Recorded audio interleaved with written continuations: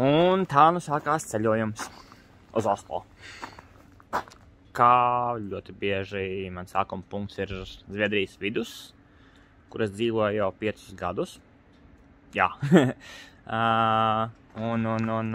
Šis ir pirmais ceļojums ilgais ar vilcienu. Kopā ar lai tiktu uz Oslo aizņem 16 stundas. Un, jā, maziņš izdzīvošanas rokas grāmata, kā izdzīvot vilcienā 16 stundas, principā. Jā, šī ir Kramfors stacija, maziņa pilsētiņa, patiesībā reģiona centrs, bišķiņ. Ceļojumā uz Norvēģiju vienīgais, kas manī satrauc, ir principā pārtikas izmaksas. Pēc atsauksmēm ir dzirdēts ļoti, ļoti daudz kas. Varētu sanākt ļoti dārgi. Tāpēc ir jāaiziet uz veikalu un kaut kas jānopērk ilgākam laikam. Lai tādā veidā kaut bišķiņ ietaupītu budžetu, jo arī apmeklējuma vietas ir diezgan dārgas. Tā kā tā. Mazliet par vilcieniem. Zviedrijā. Tā ir galvenā infrastruktūras sastāvdaļa. Pat cik uz Zviedrija ir kā izstiepta desa, tad ļoti svarīgi ir šī vilciena infrastruktūra. Ļoti attīstīta, ļoti forša, ļoti kvalitatīva. Ja vilcieni pienāk laikā. Ja ziemas laikā ļoti bieži gadās, kā gadās, ir, ka vilcieni kavējās stundu, ir, ka 10 minūtes, bet pat cik es dzīvoju Zviedrijas vidienē, un ja augšas daļā, kur ir ziemeļi ledus dēļ vai kādu negadījumu dēļ, vilciens aizkavējās, šeit viņš pienāk diezgan vēlu.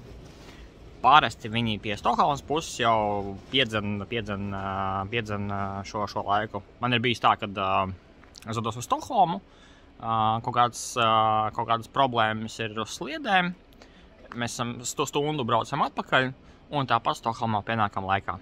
Vilcieni traucās nenormāli ātri šeit. Vilcienu kavēšanās izskatās šādi.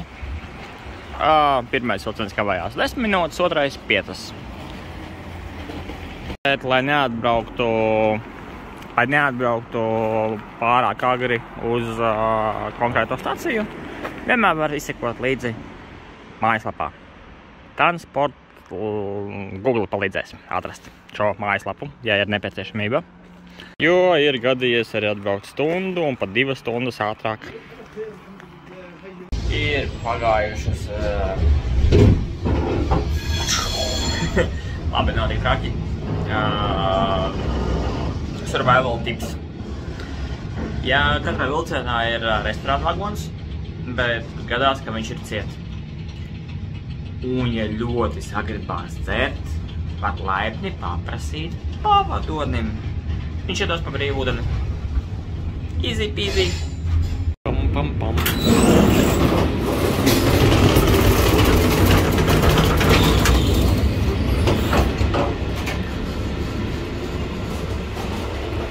Te noteikti tusiņš. Cilvēki šeit guļ. Tā kā tā.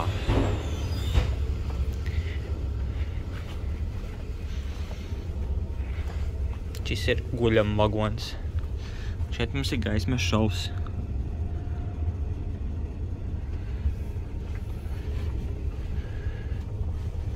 Un mēs ejam meklēt toaletī.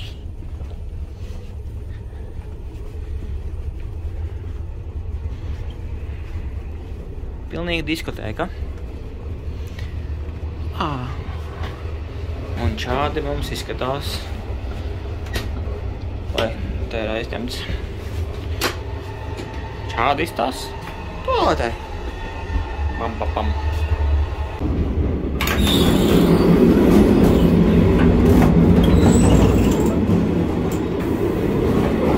Un šādi izstās sēžam tagad. Šis nav ātri vilciens.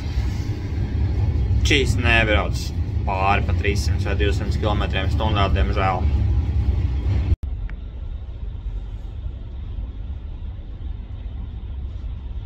Galvenais parūpēties, lai kājas nesvīst. Un apav nebojājās, ka nekā visu dienu vēl jānostaigā viņos.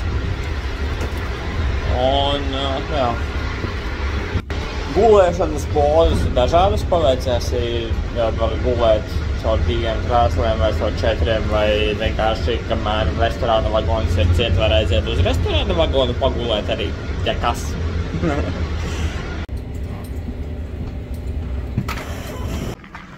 Pirmās 8 stundas novalktas. Gaidām nākamo vilcienu, tikai jautājums, kur.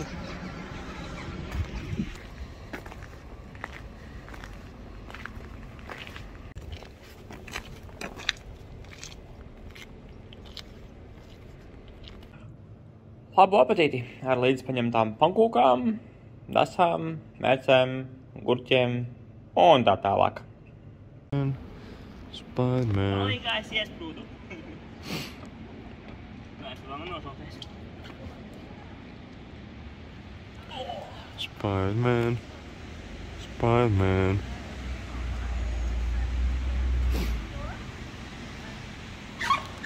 Ja man bērnībā būtu tādi. Jā.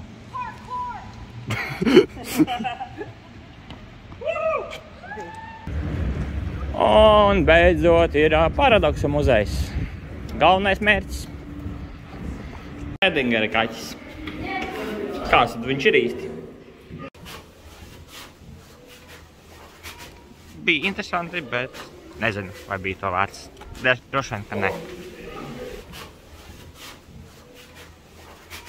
Norvēģija ir viena no tām valstīm, kur ir vislielākais miljonāru skaits uz 100 cilvēkiem. Ilgākie dzīvotāji, veselīgākā vide, zaļākā valsts. Principā, jā, interesē eko šmeko dzīvesveids, īstā vieta, kur dzīvot. Tikai ļoti dārgi. Oslo sestdienas vakars, apakšā kūsā klubu dzīve. Tuc, un pat augšā virs pilsētas vienkārši miers klusums un miers un klusums. Ko vēl vairāk vajag? Un tur es došos tālāk atpakaļ. Tiltiņš, kurš at pāri dzelzceļam. Jei! Arhitektūra gan smuka ir. Un pasaulē 44 valstis, kurās ir monarhija. Un šī ir viena no monarha mājām.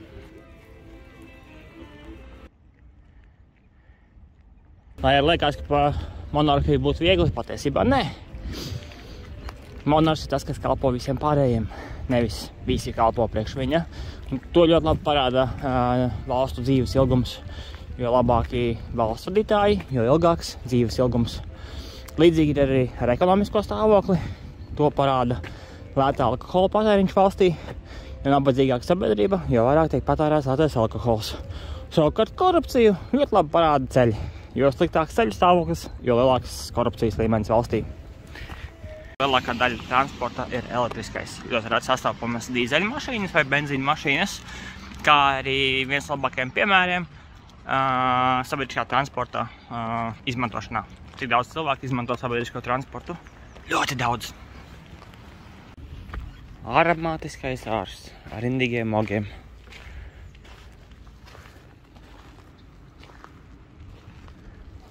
Bet visi augi vēl guļ, jo ir pavasaris.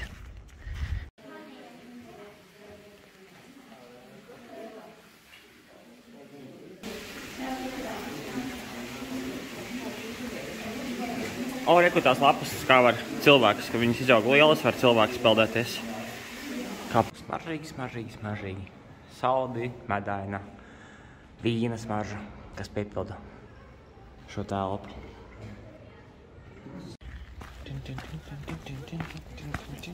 Un tagad izstāsts pēc metāla dārza, kas ir patiesībā metāla vikinga kuģis, protams, kā jau gan bez vikingiem. Diemžēl izpaliks laikam vikinga muzejs. Pārmaiņas pēc, tas nākamajā reizē. Bet, jā, te ir laikam kaut kāda bišķiņa vēsture.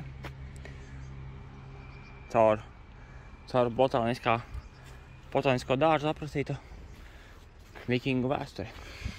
Tā vismaz izstāsta. Piemēram, šeit ārstniecības augi, kādi tika izmantoti. Pusiņu kauli, Un krastā redzamie dzīvnieki. Tikai kur galva pazudusi. Ejam nākamo skatīties. Tādās krāsas kā iegūja, kā krāsoja apģērbu. No kādiem augiem, tikai viņi ir guļi vēl. Jābrauc vēl vienreiz vasarā. Un jā, šī ir silent performance, kas ir politiskā kampaņa, kas ir interesants piemērs, kā protestēt pret kaut ko. Pret daudz ko pēc uzrakstiem spriežot. Piemēram, par slimnīcām, par bailēm un maziem cilvēciņiem. Un jā, silent performance. Arī tā var protestēt pret kaut ko. Diezgan interesanti.